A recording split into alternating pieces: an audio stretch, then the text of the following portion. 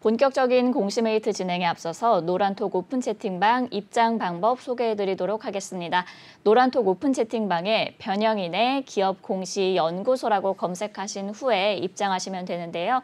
공시 관련해서 각종 질문 남겨주시면 제 옆에 계신 변형인 대표님께서 친절하고 빠르게 답변 도와드리도록 하겠습니다.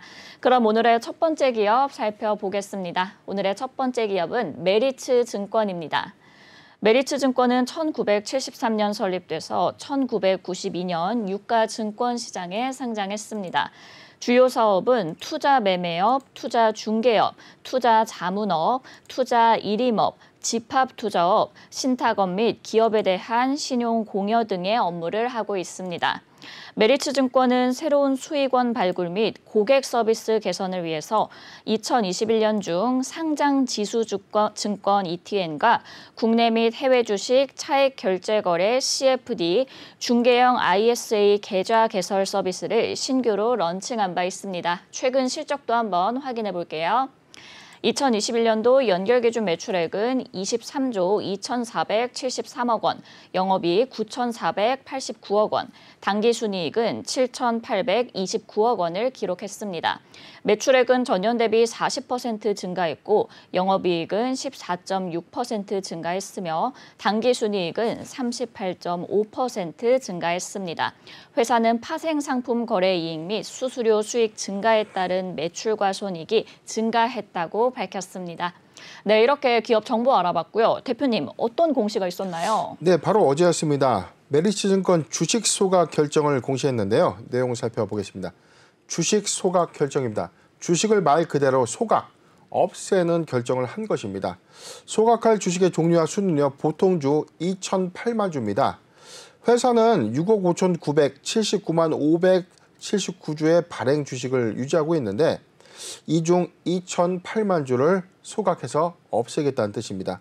소각 예정 금액은 전일 종가 기준으로 환산을 했을 때 997억 원에 해당하는 금액입니다. 소각할 주식의 취득 방법은 기취득 자기 주식입니다. 기존에 취득한 회사의 주식을 회사가 보유하는 것이 아니라 다시금 소각해서 주식의 수를 감소시키겠다는 뜻인데 하단 내용 더 보도록 하겠습니다. 투자 판단 관련된 주요 사항입니다. 회사는 자사주 매입을 위해서 체결한 신탁 계약이 만료되어서 전체 2,008만 주가 회사로 귀속됨에 따라서 주주가치 제고를 위해서 해당하는 자사주 소각을 결의했다. 소각의 법적 근거는 상법 규정에 따른 단서 규정이다. 배당 가능 이익을 재원으로 취득한 자기 주식의 소각으로 자본금의 감소는 없습니다. 소각 대상의 자기 주식입니다. 신탁 계약을 통해 취득한 자기 주식 2,008만 주고요. 취득가액 997억. 신탁 계약 종료 후에 해당 자기 주식 취득분 전량에 대해서 소각을 진행하겠다는 공시입니다. 내용을 좀 보면 지금 2,008만 주를 2021년도 6월, 작년 6월에 회사가 신탁 계약, 자사주를 직접 취득하는 공시 있고 자사주의 신탁 계약 취득이라는 공시가 있죠. 네네. 자사주 취득 결정은 회사가 하루의 일별 할당량에 해당하는 금원액을 이 기간 안에서 이 장내 매수를 해가지고 일정 기간이 되면 자사주 취득 관련된 보고 신고를 합니다. 그런데 자사주 신탁 계약이라는 것은 회사가 보유하고 있는 이 자금을 신탁, 기간 투자자들한테 이제 이름을 하는 거죠. 우리 주식을 이 기간 동안에 사주세요라고 좀 이야기하는 거죠. 2021년도 6월 24일부터 오는 6월 23일까지 이 기간이 만료가 됐는데 전체 회사의 자사주 2,008만 주를 최종적으로 취득해서 이 주식이 회사로 이제 넘어오는 시점인데 회사는 이 두 가지 방법이 있습니다. 자기 주식을 보유하고 있다가 주가가 많이 올랐을 때 시장에 처분하면 회사는 자금이 생기는 것이고요. 그렇죠. 두 번째, 임직원들에게 상여금을 지급하기 위해서 처분하는 결정 또는 자사주를 교환사채, 특정 사채 발행을 통해서 회사가 보유하고 있는 이 자기 주식과 교환해주는 형태의 교환사채도 발행을 할 수 있는데 지금은 자기 주식 취득한 분에 대해서 전량 소각을 함에 따라서 유통 주식수를 감소시키겠다는 어떤 주주 환원 정책인 공시입니다. 네, 이렇게 메리츠증권이 올 들어서 벌써 두 번째 자사주 소각입니다. 주주 가치 재고 실현을 좀 제대로 하고 있는 것 같은데 어떻게 보시나요? 네, 우선은 이 비율에 따라서 사실상 이 주주 가치를 제고하기 위함이면 막대한 시장의 지분들을 사들여서 주가가 급등하고 이런 그림을 우리가 좀 생각을 할 텐데 네네. 지금 회사가 보유하고 있는 전체 주식수는 6억 5,900만 주예요.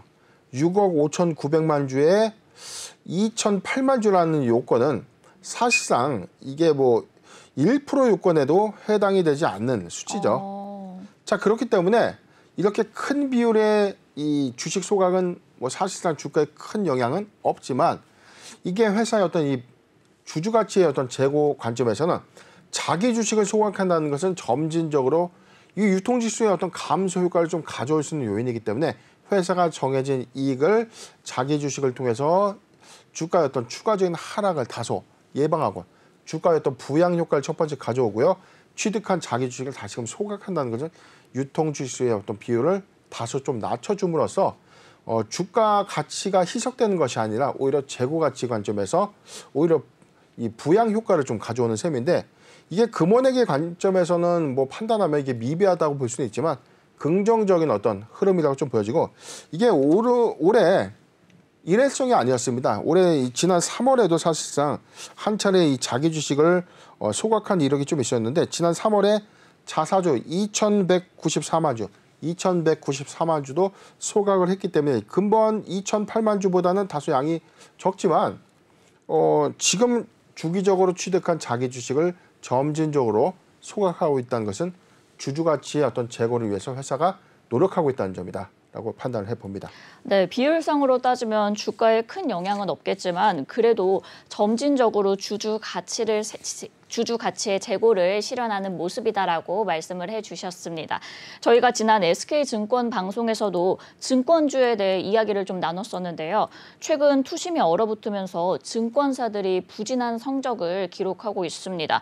하지만 이런 상황 속에서도 메리츠증권이 좀 약진을 하는 모습을 보였는데 대표님 그 배경이 무엇인가요?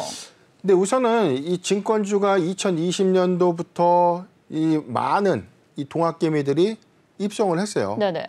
그렇기 때문에 시장에서 이 한 번도 주식 투자를 안 했던 그런 분들조차 주식 투자로서 너무나 많이 이제 시장에 이제 진입을 했죠. 그렇죠. 계좌 개설 수가 급증을 했고 이 증권 계좌의 어떤 예탁금이 크게 좀 증가했었고 공모주 열풍이 있었고요. 이에 따라서 소위 뭐 B2도 좀 엄청 뭐 급등을 했었죠. 네. 그래서 사실 2020년도, 2021년도 상반기까지만 하더라도 이 불장이었죠. 불장이었는데 이때 막대한 수수료 수익을 득했던 이 증권주들이 2022년도 1분기를 기점으로 지수가 급락하고 사실상 금리 인상에 관련된 어떤 이슈 이런 부분들이 좀 부각이 되면서 실적이 크게 좀 악화되고 있는 흐름들이었는데 이게 1분기보다 2분기에 지수 하락률이 좀 더 커지고요. 금리 인상 폭이 조금 더 빠르게 반영되고 있기 때문에 수익성이 크게 좀 악화되는 것에 비해서 메리츠증권은 사실상 주력 사업이 이 증권 수수료 베이스보다는 다른 포트폴리오에서 오히려 큰 수익을 획득하는 어떤 이점이 있었습니다. 지금 1분기 실적 잠깐 보도록 하겠습니다. 회사는 매출액 전년 동기 4조 8,376억을 기록했던 전년 동기 대비 무려 2배 이상 해당되는 10조 8,235억 원의 매출액을 좀 달성했습니다. 지금 영업비용 관련돼서 영업이익은요. 2,846억을 3,769억이죠. 3,769억을 기록하면서 전년 동기 대비해서도 크게 좀 증가했고요. 당기순이익 부분도 보도록 하겠습니다. 당기순이익 부분이 하단에 있는데 지금 차감전 수익이니까 자 여기 있네요. 지금 77억 원의 연결 기타 포괄 손익 부분인데 지금 당기순이익 부분 2,116억 원으로 전년 동기 대비 크게 증가된 수치를 좀 보여주고 있다는 겁니다. 그런데 우리가 언론을 통해서 경험을 해봤고 최근에 어떤 흐름들을 좀 봤을 때 네네. 증권주가 실적이 크게 악화되고 있고 모멘텀에 훼손이 있었고요. 52조 신저가를 기록했던 증권주들의 절반이 넘었었습니다. 네. 그렇기 때문에 여러 업황에서 메리츠증권도 사실상 좋은 성적이 아니다. 자, 그렇게 예측이 됐는데 막상 1분기 실적 보고서를 보면 오히려 실적이 크게 좀 증가되고 있는 흐름이죠. 최근 5년 연속 사상 최대의 실적을 좀 경신하고 있는 흐름입니다. 이 회사는 사실상 이 수수료 베이스보다 최대 강점 분야인 이 부동산 프로젝트 파이낸싱의 이 수익률이 좀 집중적으로 좀 이 반영되고 있었고요. 비상장사 투자에서 900억 원 그리고 해외 에너지 거래에서 500억 원의 수익이 좀 반영되면서 실적이 크게 개선되고 있고 아마 2022년도에는 1조 클럽, 1조 클럽 영업이익이 1조 원대에 육박할 것이다. 1조 클럽 달성을 눈앞에 들 것이다. 라는 전망들이 좀 나오고 있기 때문에 옥석 가리기 관점에서는 증권주 중에서도 유독 메리츠 증권의 어떤 약진이 눈에 띄는 형국입니다. 네, 메리츠 증권 이렇게 1분기 실적, 호실적을 달성했다라고까지 짚어주셨는데 하지만 또 일각에서는 2분기가 다소 우려스럽다 이렇게 바라보기도 하거든요. 대표님께서는 그럼 실적 전망 어떻게 예상하실까요? 네, 지금 내용을 보면 여기 영업수익 내용 중에서 보면 항상 제가 강조드렸죠. 어떤 수익 항목 중에서의 어떤 매출 포지션 비율에 따라서 영향을 받고 덜 받고의 문제인데 여기서 보면 1번 수수료 수익이 1,688억. 전년 동기 대비 소폭 좀 증가는 했지만 지금 금융상품 평가 처분이익이 1조 원대가 있고요. 파생상품 평가 거래액이 8조입니다. 지금 매출액의 대부분이 사실상 수수료 수익보다는 파생상품의 평가 거래이익 부분에 조금 더 집중되고 있다는 것은 지금 2분기 실적의 여파도 있겠지만 지금 파생거래에 따른 어떤 운영 수익이 급증한다면 그리고 수익성의 어떤 이 평가 손실이 없다면 메리츠 증권은 그래도 2분기까지도 실적 기조는 유지되지 않을까 예상을 해봅니다. 네, 메리츠 증권 파생거래 운영 수익이 급증한다면 그래도 2분기까지는 호실적을 이어갈 수 있지 않을까라고 예상해 주셨습니다. 그럼 끝으로 대응과 투자 전략까지 부탁드릴게요. 네, 메리츠 증권 오늘 3.24% 하락한 4,775원 거래 기록하고 있는데 최근에 이 자기주식 취득을 통해서 기대감을 좀 부각이 좀 됐지만 최근의 하락은 지수의 하락 부분과 증권주 전반적인 조정의 어떤 이슈들이 좀 있었다. 올해 이제 4월 14일 1분기 기조가 오히려 최대 상승폭을 좀 갖고 왔던 흐름들 좀 있었는데 자, 내용 볼게요. 7,010원까지 상승됐었던 유력이죠. 오히려 증권주의 1분기 실적이 저조함에 따라서 하락폭을 좀 크게 가져왔던 것에 비해서 오히려 1분기 어닝 서프라이즈 기록하면서 메리츠 증권은 그런 불확실성을 종식시켰다라고 좀 보여지는데 최근의 낙폭 흐름은 지수 전반적인 낙폭 흐름 플러스 지금 우려감들이 좀 반영되고 있습니다. 증권주 섹터에서 전반적인 약진이 메리츠 증권에도 이 투심을 좀 자극한 것이 아닌가, 투심 저해 현상으로 좀 반영이 된 것으로 판단을 해보는데 지금 추세적인 부분 5,200원을 이탈했기 때문에 추세적으로 하방 흐름은 보유하고 있지만 지금 사실상 회사가 보여주고 있는 이 실적은 지금 사실상 뭐 이보다 어떻게 더 영업을 잘하고 장사를 잘합니까? 자, 이 관점이랑 옥석거리기 관점, 특히 2분기 실적, 3분기 기조 실적까지 유지하는 흐름이라면 저는 오히려 매수 포지션을 봐도 무방하지 않겠는가라고 좀 예측을 해봅니다. 매수하기 좋은 구간 저는 이렇게 봤는데요. 조금 더 확대해서 보도록 하겠습니다. 자, 매수하기 좋은 구간 4,700원, 4,700원에서 자, 이 구간입니다. 4,500원에서 4,700원. 죄송합니다. 4,400원, 4,400원에서 4,700원, 4,400원에서 4,700원 구간 포트 비중 10%의 분할 매수 의견을 좀 제시해드리면서 실적은 배신하지 않는 점도 잘 참고하셨으면 좋겠습니다. 네, 메리츠 증권 매수하기 좋은 구간 4,400원에서 4,700원까지 포트 비중 10%의 분할 매수 의견 주셨고요. 증권주 중에서도 옥석 가리기 관점에서는 그래도 좋은 편이다라고 정리해 주셨습니다. 그럼 오늘의 두 번째 기업 살펴보겠습니다. 오늘의 두 번째 기업은 세트랙아이입니다. 세트랙아이는 1999년 설립돼서 2008년 코스닥 시장에 상장했습니다. 주요 사업은 위성 시스템 개발 및 관련 서비스 사업을 영위하고 있는데요. 중소형 위성 시스템과 위성의 탑재체 및 부품을 개발, 제조하고 있습니다. 지상체 분야에서는 위성의 관제 또는 위성으로부터 취득된 정보를 처리하는 소프트웨어를 공급하고 있습니다. 사업 부문은 위성체 사업을 구성하는 위성사업과 위성영상사업, 인공지능 기반 위성 및 항공영상 데이터 분석 사업으로 구분되고 있습니다. 지난해 4월 한화 에어로스페이스로 최대 주주가 변경됐는데요. 20%의 지분을 보유하고 있습니다. 최근 실적도 한번 확인해 볼게요. 2021년도 연결기준 매출액은 734억 원, 영업이익 12억 원, 당기순손실은 126억 원을 기록했습니다. 매출액은 전년 동기 대비 18% 감소했고 영업이익은 91% 감소했으며 당기순손실을 기록하면서 적자 전환했습니다. 회사는 신규 수주 사업의 감소와 사업 원가 증가로 인한 매출 이연, 파생 상품 평가 손실이 반영돼서 연구 개발 투자 확대로 손익이 감소했다고 밝혔습니다. 네, 이렇게 기업 정보 알아봤고요. 대표님, 어떤 공시 확인해 볼까요? 네, 바로 어제였습니다. 세트레가의 단일 판매 공급 계약 체결 소식을 전해왔는데 단일 판매 공급 계약 체결은 우리가 흔히 듣는 수주 공시죠. 그렇죠. 수주 공시의 타이틀이 바로 단일 판매 공급 계약의 체결입니다. 공시 내용 보겠습니다. 판매 공급 계약의 내용은요. DSAR TD 개발입니다. 계약 내역입니다. 확정 금액은 124억. 회사의 최근 매출액인 734억 원의 16.9%에 해당되는 수치입니다. 계약 상대방은요, 해외의 정부 기관입니다.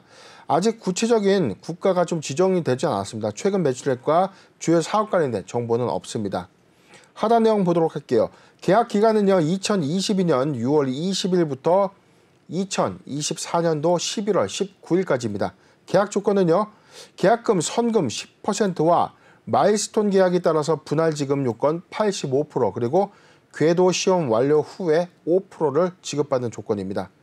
판매 공급 계약의 방식도 지금 외주 생산에는 해당되지 않고 자체 생산하는 방식입니다. 공시 유보 관련된 내용인데 공시의 유보가 뭡니까? 좀 많이 여쭤보는데 네네. 원래 이 단일 판매 공급 계약, 즉 수주 공시 안에는 구체적인 계약의 조건들, 계약의 유형들, 계약 사항들을 좀 더 압축해서 투자자들에게 좀 알려줘야 되는 어떤 이 공시 의무사항이 있거든요. 그런데 공시의 유보라는 것은 계약 상대방의 비밀 유지 요청에 따라서 계약 상대방의 명칭과 판매 공급 지역에 대한 구체적인 기재를 당분간 유보하는 것이죠.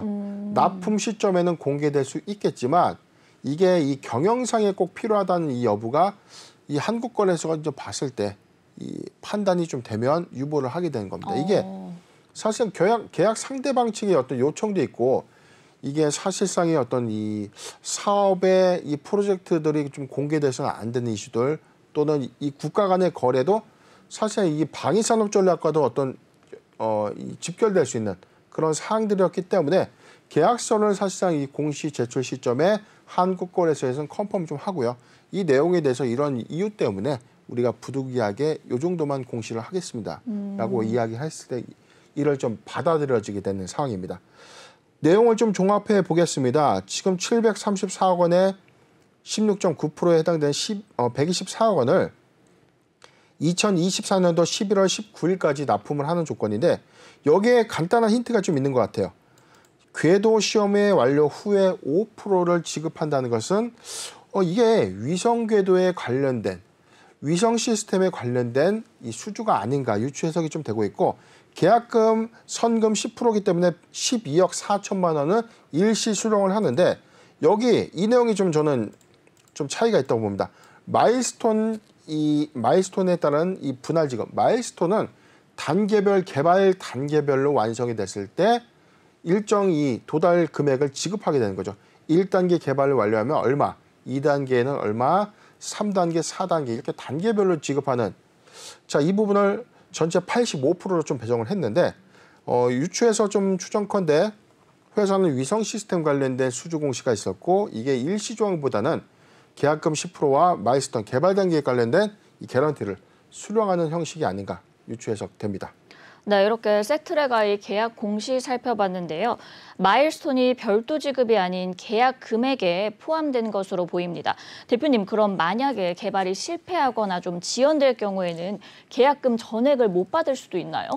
네, 일단 계약금 10%는 좀 수령을 좀 한 것이기 때문에 마일스톤이라는 것은 사실은 구체적인 계약의 내용들은 제가 직접 보진 못했지만 조건에 따면 통상적으로 우리가 마일스톤 계약을 많이 추진하는 업종이 바이오요. 제약 바이오죠. 임상 시험을 하는데 기술 이전을 받아서 임상 2상, 3상 단계를 추진하는 데 있어서 단계별 마일스톤에 따른 어떤 개런티를 기재하게 되는데 지금도 사실상 이게 이 성공 요건이라는 부분들을 이 성공 개런티를 5%라고 좀 잡았다. 자, 이 요건보다는 사실상 개발 단계에서 실패를 수반할 수도 있다는 부분은 위성이죠, 위성. 위성의 개발 단계에서 1차 실패, 2차 실패 요건들도 있을 수 있기 때문에 자, 이러한 마일스톤이라는 건 단계적인 어떤 개발 성공 여하에 따라서 지급할 수 있는 어떤 요건이기 때문에 만약에 최악의 상황에서 개발에 성공하지 못한다면 이 마일스톤에 따른 어떤 이 대금은 지급받지 못하는 여건까지 판단 좀 됩니다. 네, 이 개발에 성공하지 못한다면 계약금을 지급하지 못할 수도 있다라고 말씀을 해주셨습니다. 이렇게 최근 누리호 발사로 인해서 우주 항공주들이 좀 큰 주목을 받고 있는 상황인데요. 이에 따라서 넥스트 누리호에 따른 기대도 커지고 있습니다. 우주 산업 측면을 볼 때 이 세트랙아이의 전망은 어떨까요?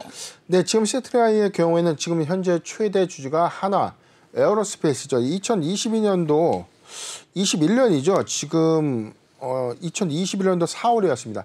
21년도 4월에 하나 에어로스페이스가 사실상 최대주로 좀 등극을 하면서 세트랙아이를 인수했는데 지금 사실상 이 기조 효과를 보면 이 하나 에어로스페이스가 누리호의 엔진을 탑재했고요.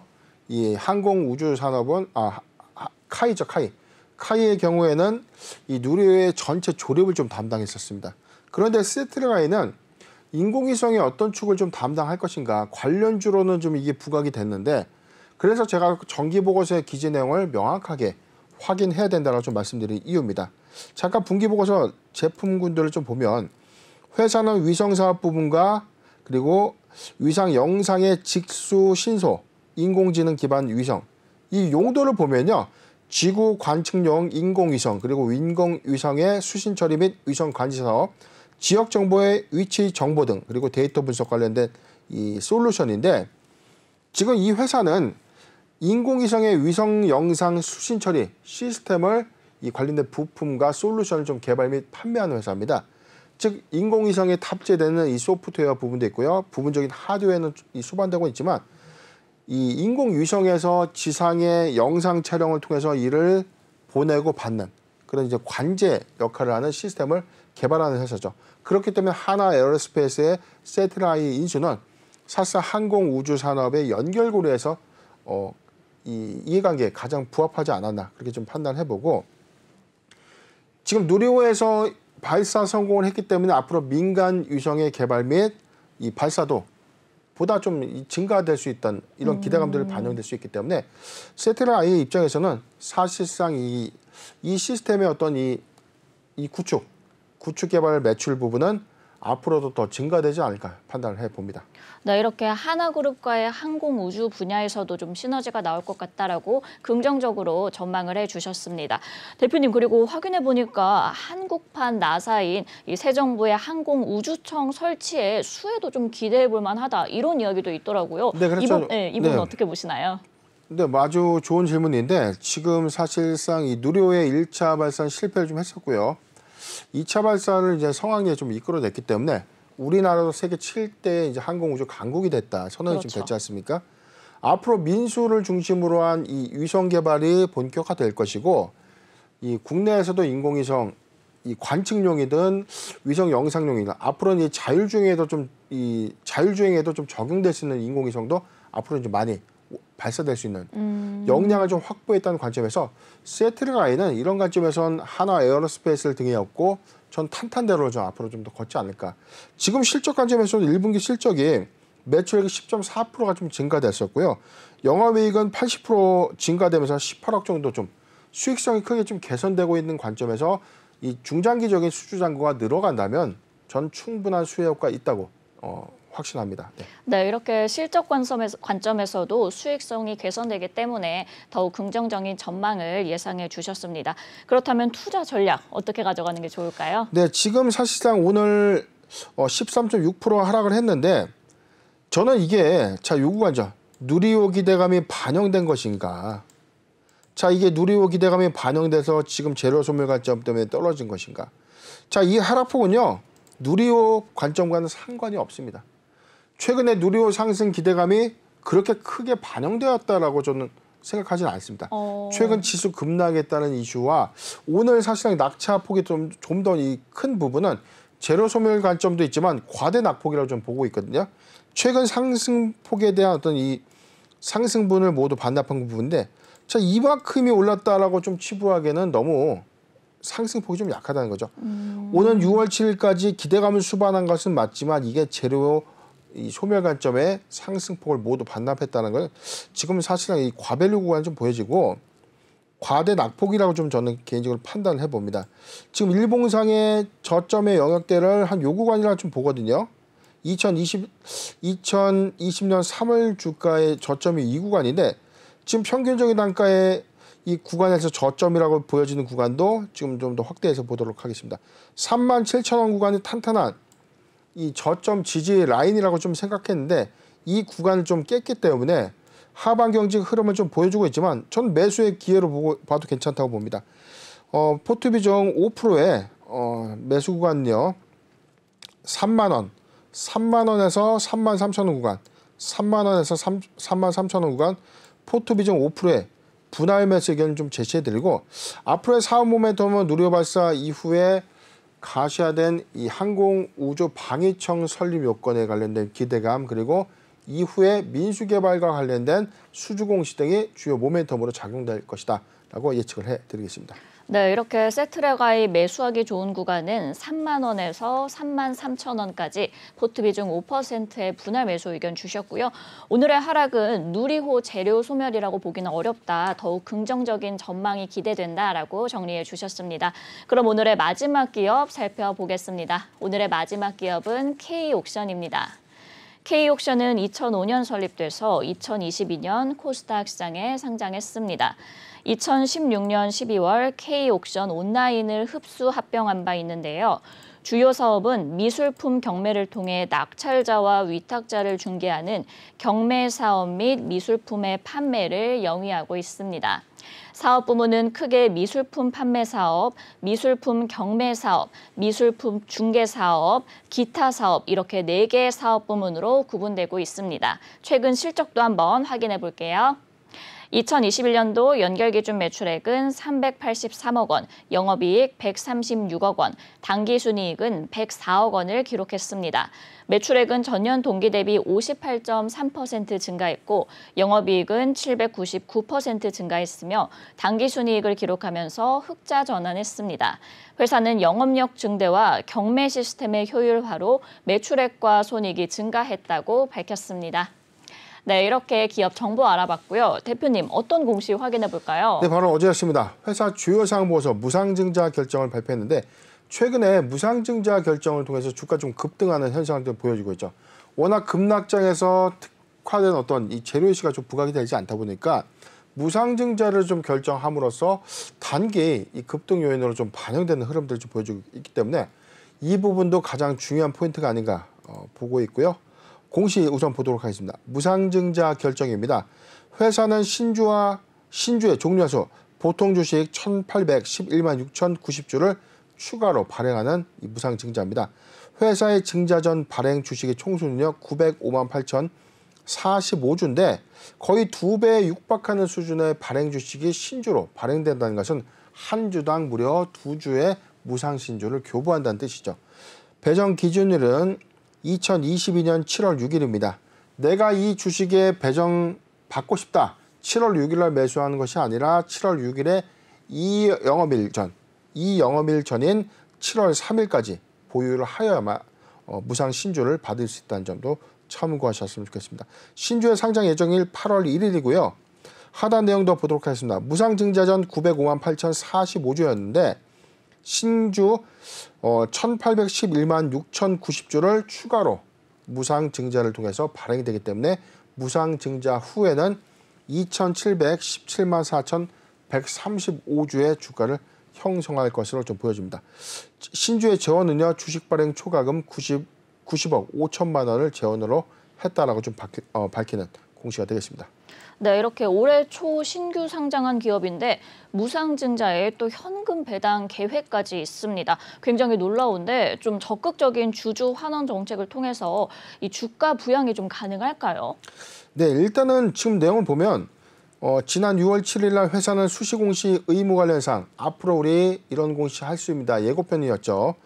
회사는 주주가치 제고를 위해서 지속가능 경영을 추구하기 위해 주주 환원 정책을 수립하고 실행하고자 한다. 현금 배당의 성향을 15%에서 25% 수준으로 배당 총액에서 결정할 것이다. 2022년도 사업년도부터 올해부터 앞으로 3년간 실시 후에 재검토하겠다. 하단 내용을 보면 무상증자를 하겠다라는 어감은 없었어요. 그런데 이미 힌트는 나와 있었어요. 회사는 주주가치를 제고하고 지속가능 경영을 추구하기 위해서 주주 환원 정책을 수립하고 실행을 하겠다. 수립하고 실행하겠다. 배당 성향도 넓히고 무상증자도 결정하겠다. 이 힌트를 통해서 우리가 좀 관심 있게 좀 집중을 해봤다면 충분히 무상신주를 받을 수 있는 급등전에 우리가 좀 노려볼 수 있었는데 지금 사실상 오늘 상한가 좀 기록을 했거든요. 이 기대감이 너무 수반됐기 때문에 항상 제가 말씀드렸던 무상증자는 이 주주 환원 정책도 맞고 단기간에 모멘텀으로 작용될 수 있는 것이 있는데 기존의 주주들에게 해당되는 것이지 주가가 공시가 되고 난 이후에 급등하고 나서 내가 무상신주를 한번 받아볼까라고 접근하는 것은 이 권리락이라는 관점에서 유불리를 반드시 좀 체크를 해야 되는 거죠. 이 무상신주가 유통된 시점까지 주가가 유지가 될 것인가, 이 기대감이 지속해 줄 것인가. 자, 그 부분을 장담할 수 없기 때문에 무상증자가 공시되었다고 해서 덜컥 고점에 신주를 매수하는 것은 좀 리스크하다. 이 점도 참고하셨으면 좋겠습니다. 네, 무상증자는 보유자의 영역이다. 이렇게 다시 한번 강조를 해주셨습니다. 이어서 미술품 NFT 사업도 이제 앞장서고 있습니다. 이 부분에 대한 전망은 혹시 어떻게 보실까요? 네, 지금 사실상 이 미술품의 경매를 위탁하고 직접 경매를 해서 판매를 하는 이 회사 최근 실적이 거침이 없습니다. 지금 유보액 관점에서 영업이익률도 좀 크게 좀 증가하고 있는데 사실상 오프라인의 어떤 이 사업 수혜 관점에서 신규 사업의 어떤 확장성을 좀 더 가져가려면, 즉 미래 성장 사업으로서의 연계 사업을 추진하는 관점에서 즉 NFT 기반 미술품 유통 사업도 이 회사와 이 업황에도 좀 잘 맞고 사업의 시너지 관점에서도 전 괜찮다고 봐요. 지금 비사업을 추진하는 일반 기타의 제조업을 하고 있는 회사들이 NFT 관련된 사업을 한다라고 좀 영위를 하고 있는데 네네. 이건 원초적으로 지적재산권을 소유하느냐 못하느냐의 관점이에요. 엔터사라든가 영화제사 컨텐츠를 제작하고 유통하는 회사, 지적재산권을 보유하고 있는 이 게임사들, 이런 회사들이 토큰을 발행을 통해서 이 사업을 확장해 나갈 수는 있지만 일반 회사들은 사실상 이 기대감만 수반한 채 사실상 사업 진행이 좀 전무했는데 지금 K옥션의 경우에는 미술품 판매 사업을 통해서 사실상 미술품 유통을 이 NFT 토큰과 좀 연계하는 방식에서 신사업은 저는 사업적 시너지로 좀 충분하지 않겠는가 예상을 해봅니다. 네, 이렇게 지적재산권 사업을 영위하는 K옥션, 미술품 NFT 사업의 그런 확장성이 더욱 기대된다라고 전망을 해주셨습니다. 실적도 그럼 이어서 한번 확인을 해보도록 할게요. 국내 미술 시장이 호황을 이어가면서 1분기 실적 성장을 보여줬거든요. 그렇다면 이 기조 잘 유지해갈 수 있을까요? 네, 지금 잠깐 실적을 좀 볼 텐데요. 1분기 실적은 전년 동기 대비 거의 2배 이상 육박하는 108억 원을 좀 기록했습니다. 108억 원의 매출액을 기록했고요. 영업이익은 34억을 기록하면서 전년 동기 대비 크게 신장을 했습니다. 당기순이익 25억을 기록하면서 전년 동기 대비 소폭 좀 증가를 했는데 매출액은 102.8%가 증가했고 영업이익은 51.4%가 좀 증가되면서 회사의 현재 상황들을 좀 보면 실적 수반 요건에서는 지금 1분기 기조에서 확연한 성장세를 좀 보여주고 있기 때문에 지금 코로나19의 시국임에도 불구하고 사실상 1분기에 사회적 거리두기 영향을 받았음에도 불구하고 호실적을 좀 기록했다는 것은 오히려 2분기 실적의 기대감을 수반하는 것이다라고 예상을 해봅니다. 잠깐 차트를 보도록 하겠습니다. 오늘 27,600원 가격 제한폭까지 좀 상승하면서 상한가 안착을 했는데 무상증자의 단기 기대감이 한 주당 2조를 수혜하는 기대감은 반영을 했지만 자 매수를 했다면 이 구간에 했었어야죠.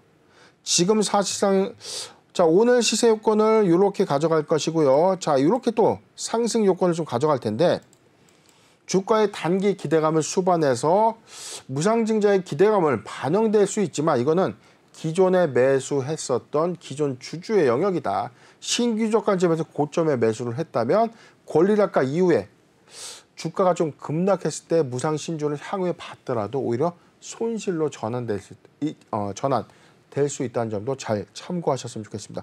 보유자 영역에서는 오늘 가격 제한폭까지 상승한 1억 이후에 무상 증자 신주 가져가는 흐름도 나쁘지 않다 의견을 제시해 드립니다. 네, 이렇게 K옥션 신규 매수는 추천하지 않는다라고 정리해 주셨습니다.